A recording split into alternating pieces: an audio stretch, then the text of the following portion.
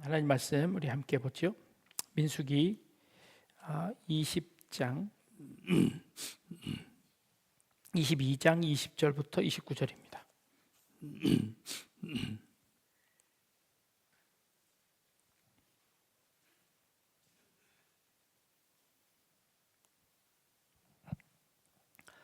(20절로부터) 29절까지 보겠습니다. 밤에 하나님이 발람에게 임하여 이르시되 그 사람들이 너를 부르러 왔거든 일어나 함께 가라. 그러나 내가 내게 이르는 말만 준행할지니라.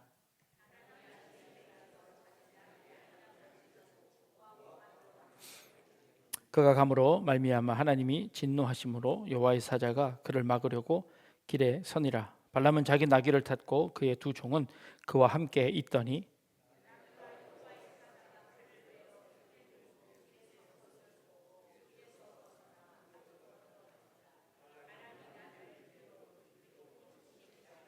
여호와의 사자는 포도원 사이 좁은 길에 섰고 좌우에는 담이 있더라.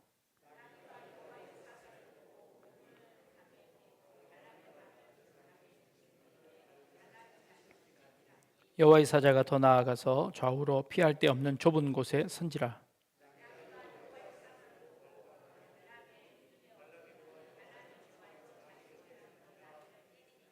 여호와께서 나귀 입을 여시니 발람에게 이르되 내가 당신에게 무엇을 하였기에 나를 이같이 3번을 때리느냐.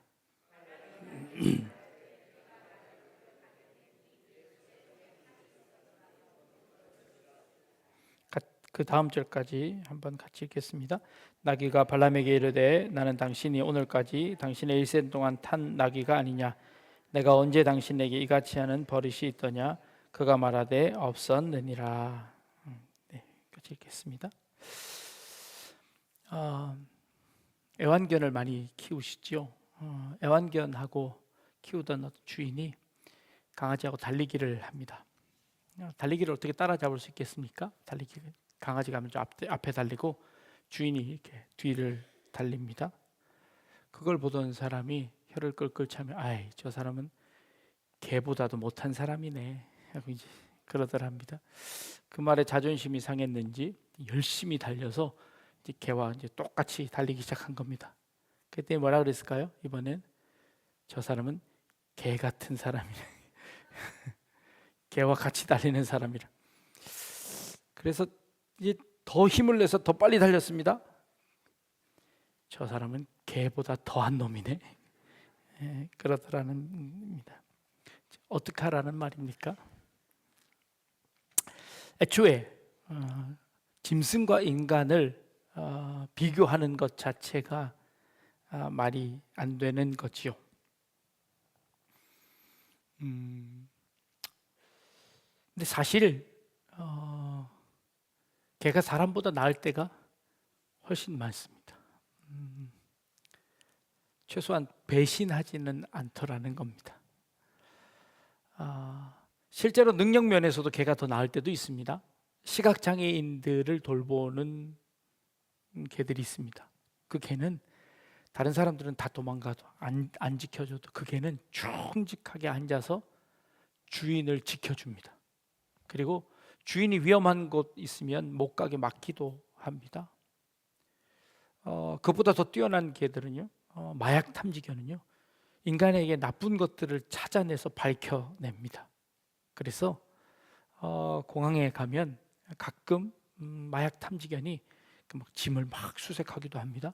그리고 사람 사이를 막 지나가기도 합니다. 그러다가 나쁜 것 갖고 있으면 탁 물기도 하고 그 자리에 앉기도 하고 그래서 발견해 내기도 합니다. 실제로 인간보다 훨씬 더 나은 동물들이 있기도 합니다.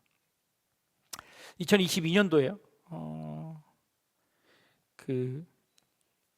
그런 동물들을 버리는, 그래서 유기되는 동물들이 엄청나게 많답니다. 1년에 2022년 한 해 동안 연간 유기된 동물의 숫자가 11만 3,440마리였답니다. 어마어마하지요. 그 중에 강아지가 8만 마리, 고양이가 3만 마리가 유기되었다고 합니다. 어, 강아지를 유기할 때 어떻게 하냐면 처음에는 이쁘고 귀엽고 그래서 데려옵니다. 그리고는 실증 나거나 혹은 귀찮아지면 강아지를 태워 저 먼 곳까지 가서 산책시키는 듯 하면 가다가 목줄을 풀어놓고 주인만 얼른 차 타고 도망온답니다. 그러면 강아지는 배회하다가 거기서 주인을 한참 동안 기다리다가 결국 다른 사람들의 신고에 의해서 이제 유기견으로 잡혀갑니다. 유기견으로 이렇게 잡아가면 어떤 절차를 거치냐 하면 법적으로 열흘 동안 주인을 찾는 공고를 하게 됩니다. 그리고 열흘이 지나면 어떻게 될까요? 안락사를 시킵니다. 그래서 이 중에 열흘 동안에 입양을 해서 다른 곳에 가는 강아지들이 있습니다. 약 15%에서 20% 정도 그렇게 해서 다른 데로 입양을 가기도 하고 나머지 70, 80%는 다 안락사를 당해서 죽게 됩니다. 그럼에도 불구하고 계속해서 새끼 강아지들을 낳게 해서 그를 또 판매하고 하는 시장들도 여전히 있습니다. 그런 분들은 어쩌면 개만도 못한 사람이지 않을까라는 생각을 해봅니다. 개를 버리는 사람 말고 사람을 버리는 사람들도 있습니다. 한 해에 4,000명의 아이들이 시설에 들어간답니다. 현재 한국에 전국적으로 약 200여 개의 고아원이 존재하고 그 안에 2만 명의 아이들이 그곳에서 생활하고 있다고 합니다. 2022년도에 그 중에 324명이 입양되었다고 합니다. 324명만. 그 중에 142명은 해외로, 182명은 국내로. 그러니 이제 고아원에 2만 명이 입소해 있는 겁니다. 해외로 입양하는 그 숫자는 우리나라가 콜롬비아 그리고 우크라이나 다음으로 입양을 많이 하는 나라로 꼽히기도 합니다. 개보다 조금 나은가요? 더 못한가요? 지난주에 우리 한 성도님이 아동보호시설에 아이를 정기적으로 데려와 돌보는 일을 하고 있는 모습을 보았습니다. 참 은혜로운 일이다라는 생각이 들었습니다. 우리 성도들이 감당해야 하는 일 중에 하나다라는 생각이 들기도 합니다. 2011년도에 전체 입양아 수가 2,500명에 육박했습니다. 그런데 2011년도 입양 특례법을 발의하고 2012년도부터 입양을 까다롭게 했습니다. 입양을 까다롭게 한 이유는 입양아들이 가서 학대를 당하고 하니, 그러니까 입양을 가기 전에 그 입양 갈 그 가정들을 법원이 관리하면서 철저하게 그 가정을 조사하고 훈련시키고 그리고 그 사람의 재산을 이나 뭐 이런 것들까지 다 조사하면서 입양을 조금 까다롭게 했더니 그 입양이 2,500명씩 되어지던 입양이 한 300명대로 확 줄어버린 겁니다. 그래서 그 아동 보호 시설이 각각 그 아이들을 어떻게 책임져야 하니까 보호 시설을 계속 늘린 겁니다. 근데 아이들의 만족도를 보면 보호 시설에 간 아이들과 조금 학대받더라도 가정에 입양된 아이들하고 나중에 이 만족도를 조사해 보면 말도 할 수 없을 정도로 이 시설에 있는 아이들의 만족도가 떨어집니다. 그러니 이 시설을 늘리고 그곳에 복지를 좋게 하는, 아무리 좋게 해도 가정 없이 기숙사처럼 된 그곳에서 살아가는 아이들이 훨씬 더 만족도가 떨어지는 것을 봅니다. 그래서 이제 입양 단체에서는 입양을 적극적으로 더 늘려야 한다고 이야기하고 있습니다. 그래서 한 2만 명이 지금 시설에 있으니 이 아이들을 케어할 2만 가구가 있어야 하는데 2만 가구를 찾는 건 불가능한 일이지요. 우리 크리스찬 가정들이 한 가정에 한 명씩 입양한다고 하더라도 쉽지 않은 일이 될 겁니다. 그런 것에서 또 새로운 길을 찾기 위해 여러 가지로 입양법을 손보려고 하는 그런 시도가 있는 것을 압니다. 좋은 그런 관심을 가지고 또 그런 일들에 우리 크리스찬들이 앞장서야 되겠다라는 그런 생각을 해봅니다. 몇 가지로 넘어왔는데 오늘 우리가 읽은 본문은 짐승보다 못한 또 다른 인간 하나를 소개합니다. 그 사람은 발람이라는 선지자입니다. 발람이라는 선지자는 능력이 있는 사람이었습니다. 실력이 있고 영역이 있고 또 그가 기도하면 그 기도가 다 응답되어지는 그런 힘이 있는 그런 선지자였습니다. 모압 왕 발락이라는 왕이 이름도 비슷합니다. 발락은 왕이고 발람은 선지자입니다. 발락이라는 왕이 이스라엘 백성들이 광야를 거쳐서 이 모압 땅을 지나 가나안 땅으로 가는 그 여정들을 바라보며 이들이 자기 땅을 지나갈 것 같고 자기들이 자기 땅을 빼앗길까 봐 발람이라는 선지자를 데려다가 이스라엘을 저주해서 자기들에게 해를 입히지 않도록 이스라엘 백성들에게 화를 내리도록 신께 저주를 해달라는 그 부탁을 발람 선지자에게 하는 겁니다. 아마도 그 전에 이런 일들이 효력이 있었던 모양입니다. 그러니 그 발람 선지자를 데려오려고 하는 겁니다. 근데 이 발람 선지자가 이 발락의 왕의 말을 듣지 않습니다. 안 가겠다는 겁니다. 처음에는 밑에 신하 한 사람을 보냈더니 말을 듣지 않자 이번에는 더 높은 사람을 보내며 그 다음에는 막 백지수표를 써서라도 네가 원하는 거 다 들어줄 테니까 와서 저주만 해라. 그러면 네가 원하는 거 내가 다 줄게. 이야기하며 이 발락 왕이 발람 선지자를 데려가는 겁니다. 이 발람 선지자가 하나님 앞에 기도합니다. 하나님, 내가 이거 갈까요 말까요? 갈까요 말까요? 라고 물어보는 겁니다. 그랬더니 오늘 우리가 읽었던 첫 20절 말씀에 밤에 하나님이 발람에게 임하여 이르시되 그 사람들이 너를 부르러 왔거든 일어나 함께 가라. 그러나 내가 내게 이르는 말만 준행할지니라 라고 말씀하십니다. 하나님이 가라고 하는 겁니다. 그래서 가는데 이 발람 선지자가 나귀를 타고 가는데 하나님께서 나귀의 눈을 여셨습니다. 그래서 그 나귀가 가는 그 길 가운데 하나님의 하나님의 사자가 칼을 들고 이 발람이 가는 길을 막고 있는 겁니다. 그래서 이 나귀가 갈 수가 없어서 그 길을 피해 가느라 도망을 가는데 그 길이 너무 좁아서 양쪽에 벽이 있는데 그 벽 쪽으로 이렇게 밀치면서 가자 이 나귀에 타고 있던 발람 선지자 발이 그 벽에 이렇게 부딪혀서 이렇게 못 가게 되는 겁니다. 그래서 이 발람 선지자가 화가 나서 이 나귀를 세게 때리는 겁니다. 그러자 이 나귀가 그 채찍을 맞고도 안 가고 끝까지 버티는 거예요.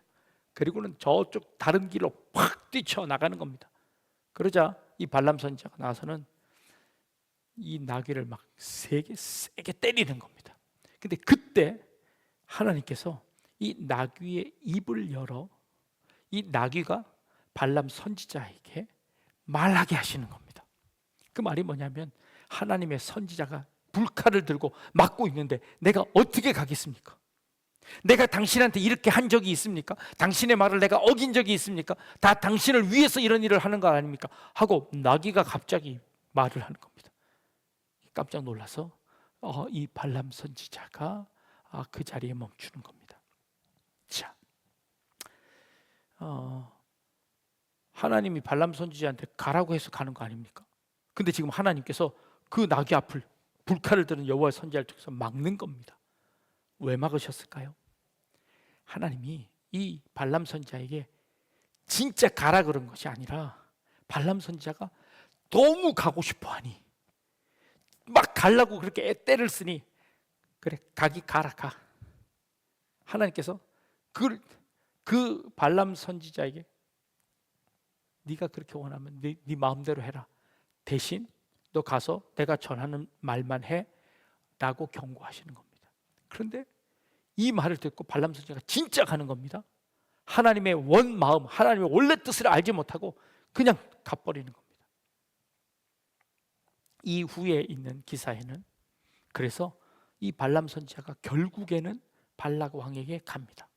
그리고는 이 발락 왕이 저 높이 이스라엘 진영이 딱 보이는 높은 데 올라가서 저 사람들을 저주하라고 합니다.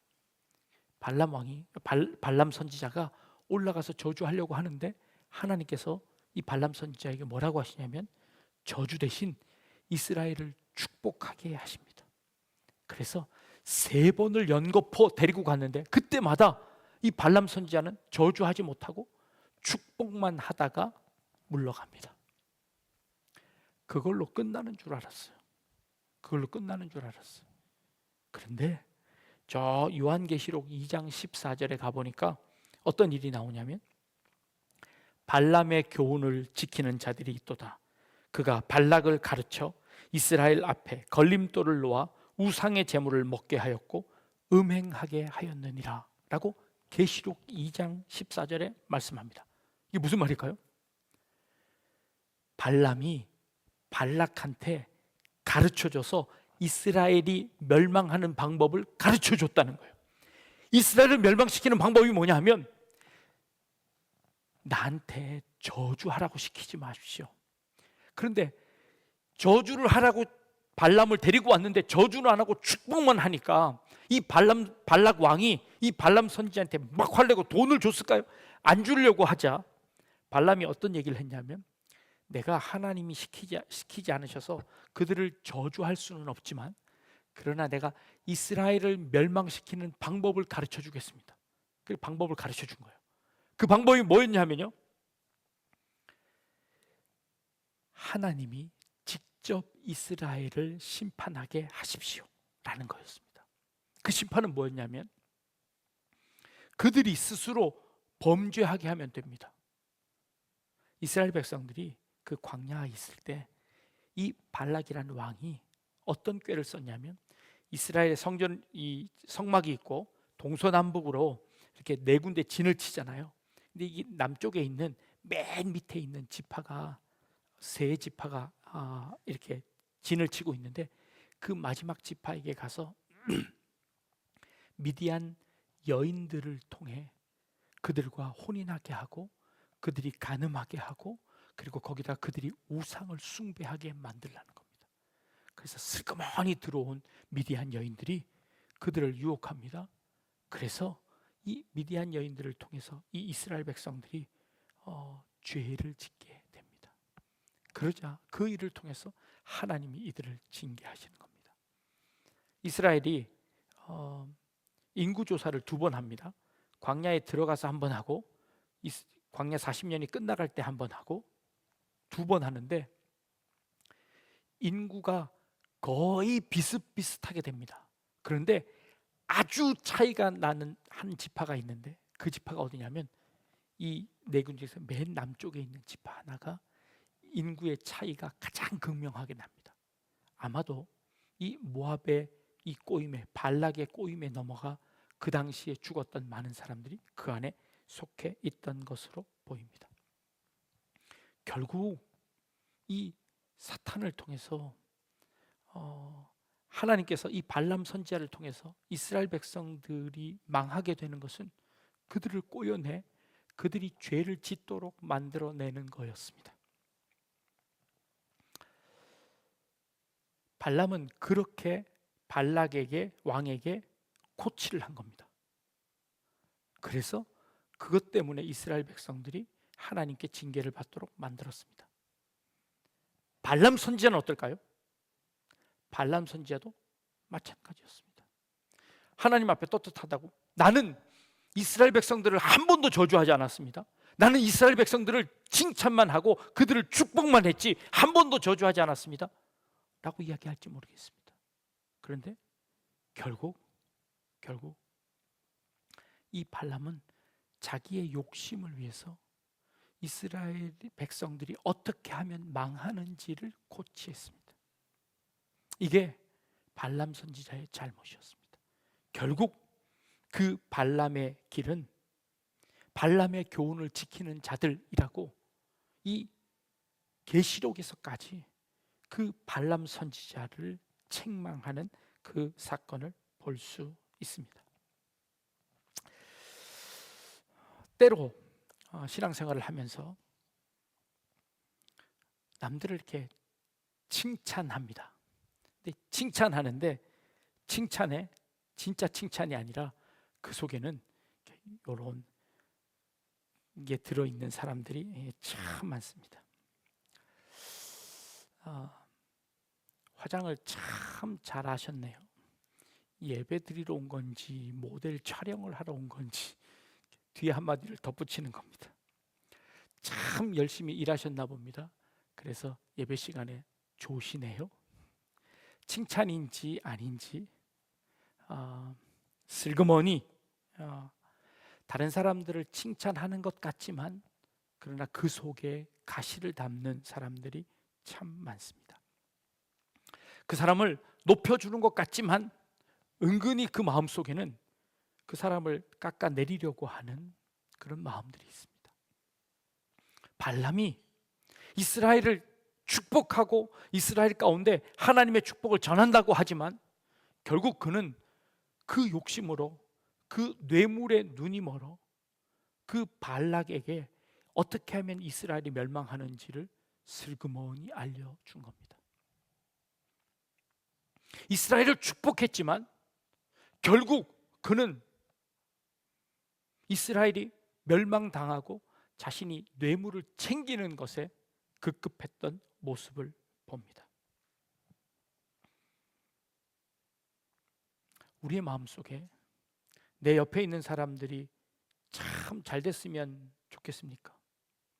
잘됐으면 좋을까요? 잘되면 정말 축복하시나요? 정말 그 사람이 기쁜 만큼 여러분도 기쁘세요? 그만큼은 아니죠. 참 잘됐습니다. 그러면서도 속으로는 하나님 왜 나한테는, 저 사람한테는 저렇게 축복을 주면서 왜 나한테는, 이 집사님 참 잘됐습니다. 그러면서 속으로는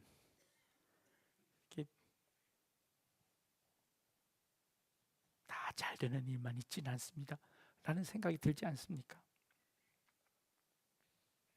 이게 우리 인간의 마음이지 않을까 생각합니다. 그런데 결국 그 마음을 하나님께서 아셔서 그 발락에게 하나님이 똑같은 일을 하시는 겁니다.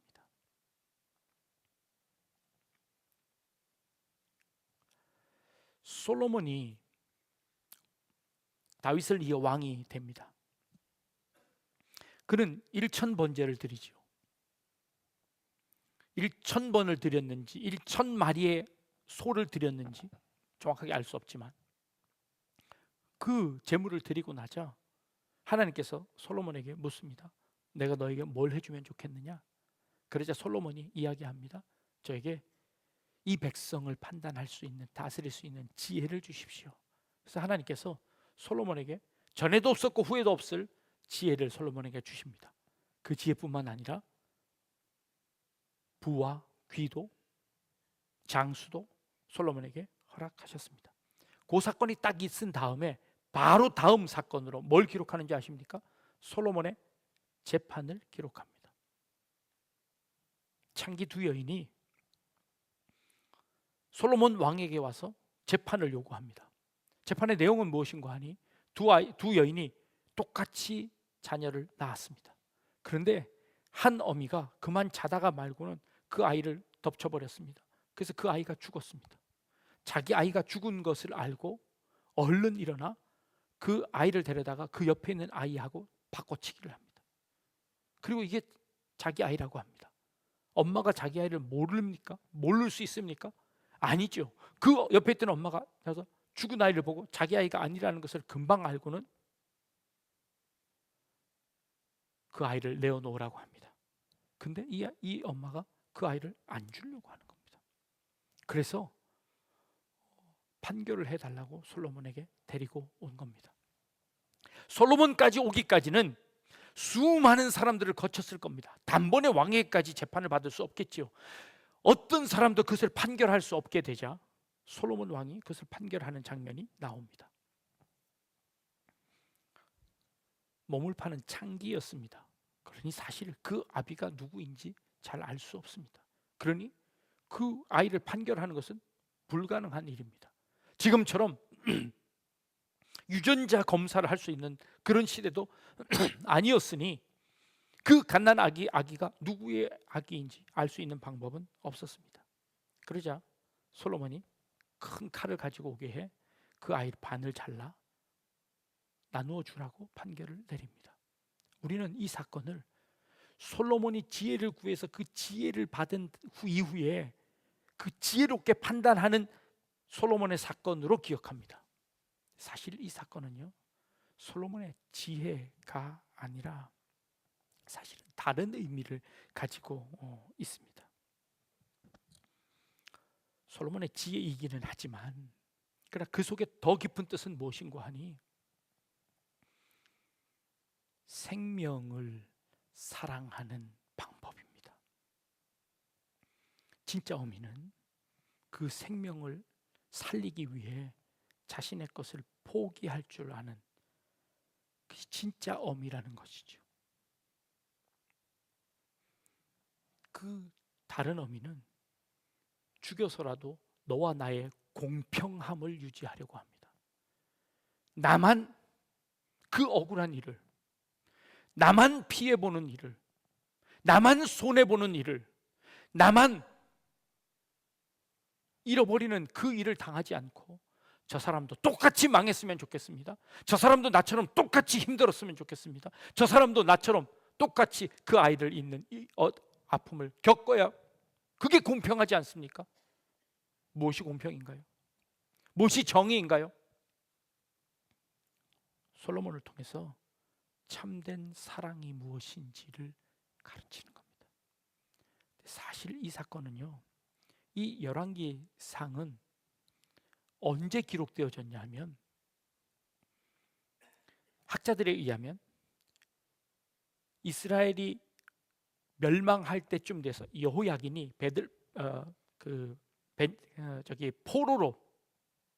포로로 잡혀가서 그곳에서 37년간 복역하다가 거기서 돌아온 이후쯤에 기록한 것으로 추정합니다. 그때 하나님께서 솔로몬을 통해서 이스라엘 백성들을 어떻게 다스리는지를 하나님의 사랑으로 보여주신 것을 의미합니다. 사람들은 하나님 앞에 하나님 이게 누구의 잘못입니까? 저를 죽여서라도 공평하게 대해 주십시오. 왜 나만 고통을 당해야 합니까? 왜 나만 어려움을 당해야 합니까? 저 사람도 똑같이. 이게 우리 인간의 본능입니다. 그게 죄악된 모습입니다. 저들이 우리를 쳐들어옵니다. 저들을 저주해서라도 내가 살아야 되겠습니다. 그게 발락의 시도였습니다. 그 일을 발람은 저들이 망하더라도 나는 뇌물을 챙기면 됩니다. 나는 그들을 위해서 축복했을 뿐이고 잘못은 저들이 저질렀습니다. 그러니 내 잘못이 아닙니다. 나는 할 만큼 다 했습니다. 하나님이 내게 주시는 말만 전했습니다. 나는 죄가 없습니다. 그리고 발람은 이스라엘이 망하는 길을 제시했습니다. 하나님, 나는 그리스도인으로 이만큼 했으면 되지 않습니까? 그들과 나는 상관없습니다. 나는 나의 자신만 지키면 됩니다. 라고 생각하면 결국 우리들도 마찬가지 죄를 짓는 겁니다. 생명을 살리는 일, 그 생명을 사랑하는 일. 그 생명을 지키기 위해 하나님께서는 짐승의 입을 열어서라도 선지자에게 말하고 있습니다. 그런데도 발람은 그 욕심을 꺾지 못하고 결국 가서 그 일을 저지르고 맙니다. 결국 우리 욕심이 그 일을 만듭니다. 잠깐 귀여워 보이는 그 짐승을 키우기 위해 데려왔다가 감당할 수 없어서 유기해 버립니다. 순간의 욕정을 참지 못해 생겨진 아이를 책임질 수 없어서 그저 시설로 돌려보내 고아원으로 돌려보냅니다. 감당할 수 없는데 순간의 욕심으로 그런 일을 저질러 버립니다. 책임지지 못합니다. 그래서 한 생명이 평생 동안 원망하고 미국으로 입양을 갔던 한 아이가 그 가정에서 학대를 당합니다. 그리고 파양을 당해서 한국으로 청년 때 다시 돌아옵니다. 그리고는 정부를 상대로 고소를 합니다. 이 나라가 나를 그곳으로 입양시켜서 내 인생이 망쳐졌다. 정부가 나에게 손해배상을 해라 하고 손해배상 청구를 합니다. 내 인생을 누가 책임질 거냐? 그의 생부가 생모가 누구인지 알 수 없습니다. 그를 버렸던 국가를 향하여 소송을 제기합니다. 누가 책임져야 하는 일일까요? 아무도 책임질 사람이 없습니다. 이 나라와 이 민족 가운데 우리가 살아가는 이 삶 가운데 우리는 내 책임이 아닙니다. 솔로몬의 재판에 그 여인은 제발 그 아이를 살려주십시오. 그 아이에게 칼을 대지 마십시오. 내가 죽은 아이의 어미입니다. 그러니 그 아이를 그 사람에게 주어서라도 그 아이를 살려주십시오.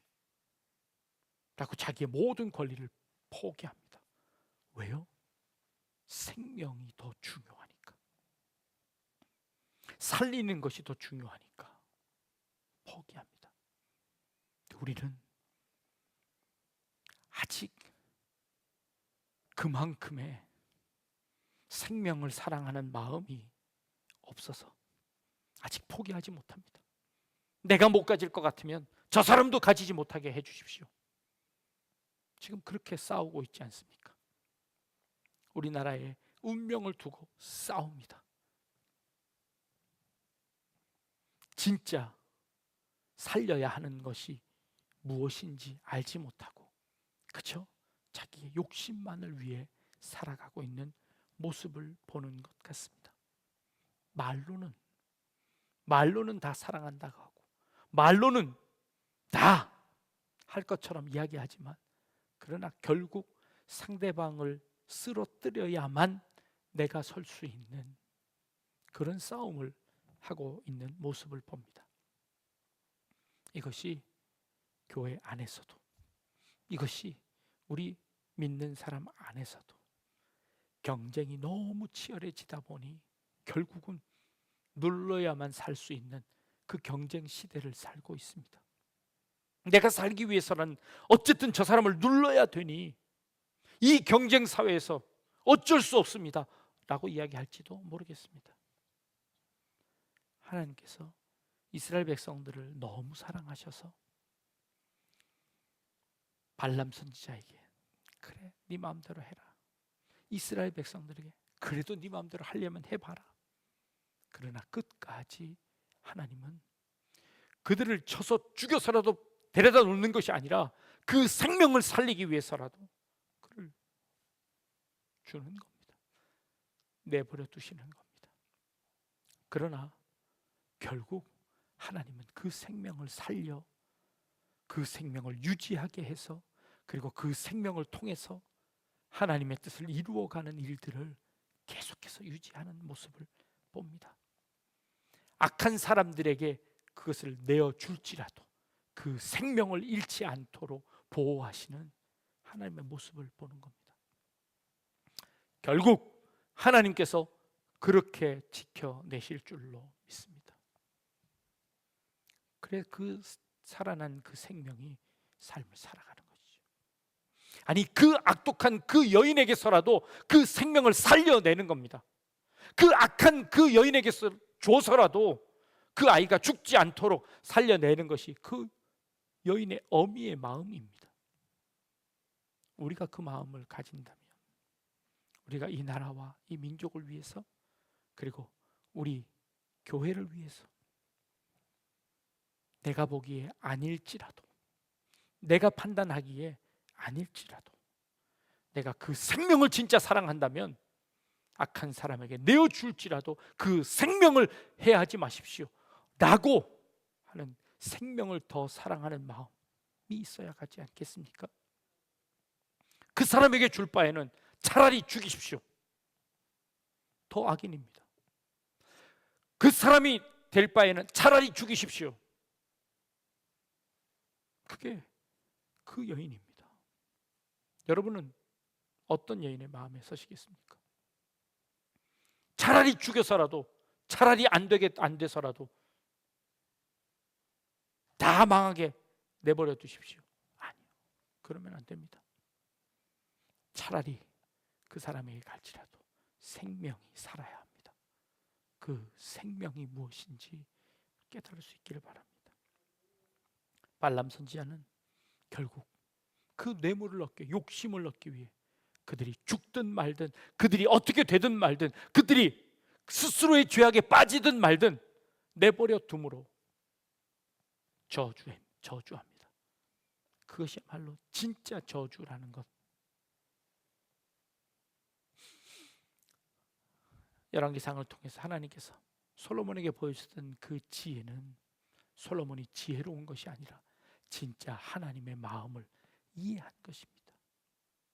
우리가 죄를 지을지라도 하나님께서 그 생명을 살리기 위해 심지어 포로로 바벨론의 포로로 잡혀가게 할지라도 그걸 통해서 깨달을 때까지 기다려주시고 그 바벨론 포로에서 돌아온 그 여호야긴에게 다시 희망을 주시고 그 열왕기상을 기록함으로 하나님의 뜻이 어디 있는지를 깨닫게 하심으로 이스라엘이 다시 돌아올 수 있도록 기회를 주시는 그 하나님의 모습을 보게 하는 것이지요. 우리 가운데 그 하나님의 참고 인내하심을 깨닫고 내가 소중히 여기는 생명이 무엇인지 무엇이 진짜 하나님의 마음인지를 깨달아 그 마음 이해하는 그리고 생명을 살려내는 일에 앞장설 수 있는 저와 여러분들 되시기를 주님의 이름으로 축복합니다. 네, 기도합니다.